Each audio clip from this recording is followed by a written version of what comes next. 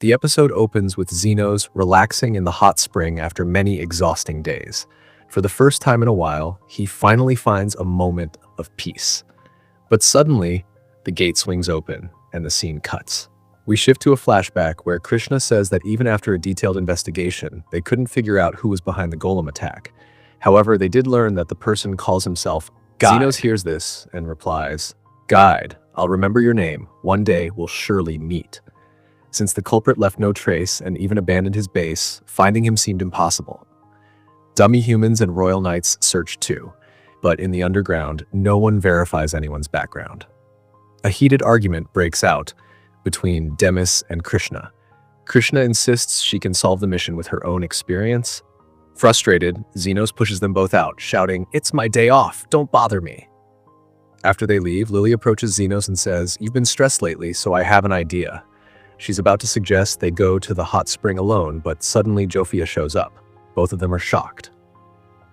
Jofia then casually says, "We should go to the hot spring." Lily is frustrated, knowing her plan is now ruined. To convince Xenos, Jofia starts listing the health benefits of the hot spring.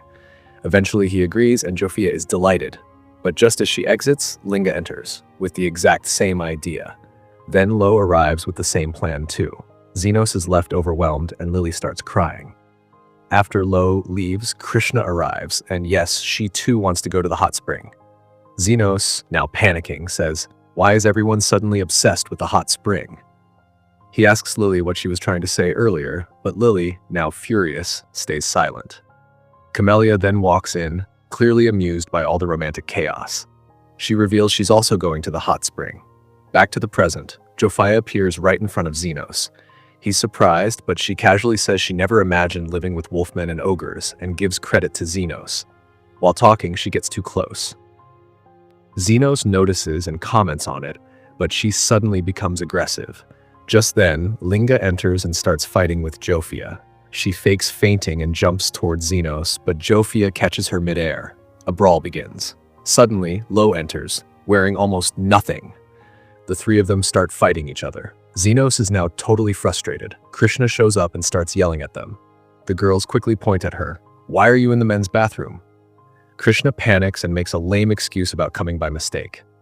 All four start arguing. Meanwhile, healer Omen is seen entering the hot spring for relaxation. She's shocked to see humans and Demis peacefully bathing together. She notices Lily beside her and thinks, "She's so cute." But Lily has her own insecurities. Her body hasn't developed yet. When she sees Omen, she suddenly lights up. Omen, on the other hand, is completely lost about what's going on. Camellia arrives and comforts Lily, saying, "You're still young, but everyone has their own type in this world." Lily feels encouraged.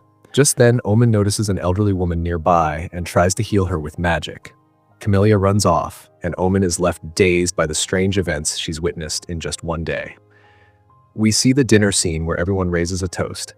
Xenos says to Krishna, "You can join us too." But Krishna replies, "I took this day off to rest, and now I'm stuck here with all of you." Lily falls asleep peacefully. On the other side, Xenos was about to share a drink with Camellia. He mentioned a drinking contest they'd all had. The winner would get to sleep in his lab, but by now everyone else had passed out. Xenos then asked her, "You can't stay under the sun for long. How did you even get here?" Camellia replied that she had hidden inside a staff case and Lily carried her in. When Xenos asked what she did when she was alive, she admitted she doesn't even remember. The next morning, a loud blast echoed. Omen rushed to the kitchen and found a magic stone had exploded, leaving the cook with serious burns. Despite her best efforts, she couldn't heal him. "He may never be able to hold a knife again," she murmured. Xenos appeared, hearing the explosion. When Omen asked him to take the cook to the royal hospital, Xenos healed him on the spot and coldly said, "No need to worry over a small injury," before walking away. Omen was stunned. How could someone just leave like that? But when the cook suddenly stood up, completely healed, Omen was in shock. Only a saint or an elite class healer could pull this off. Was Xenos really that powerful? Later at the healing school, Omen shared everything with her teacher. He was surprised. Only 10 elite healers exist in the nation. All work for the government. When asked about the man, Omen recalled hearing someone call him Xenos. Her teacher wasn't convinced until she mentioned the black overcoat. That changed everything. "We need to find him," he declared and strangely chuckled. Scene shift. We see a sick man from the slums coughing up blood. He's brought to Xenos. After a quick scan, Xenos diagnoses red lungs, a deadly pandemic that was supposedly cured long ago. How is this still possible? At that moment, the teacher arrives, revealing himself as Baker, an elite healer from the Royal Hospital.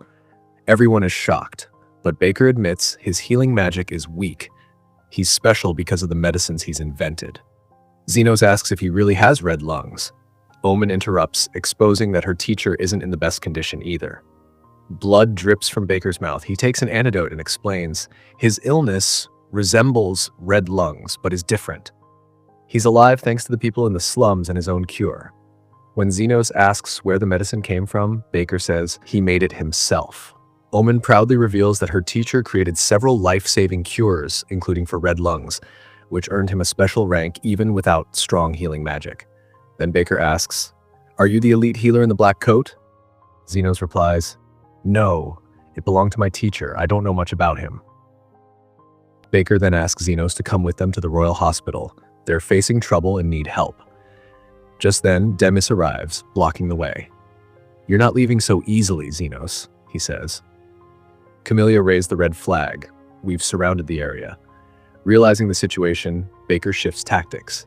"Would you work with us on official commission?" he offers. Xenos agrees. "If we want to survive here, we need to collaborate. This man gave away free medicine in the slums. He's earned it." The deal is made. Xenos will report to the Royal Hospital for further instructions. And that's where the episode ends.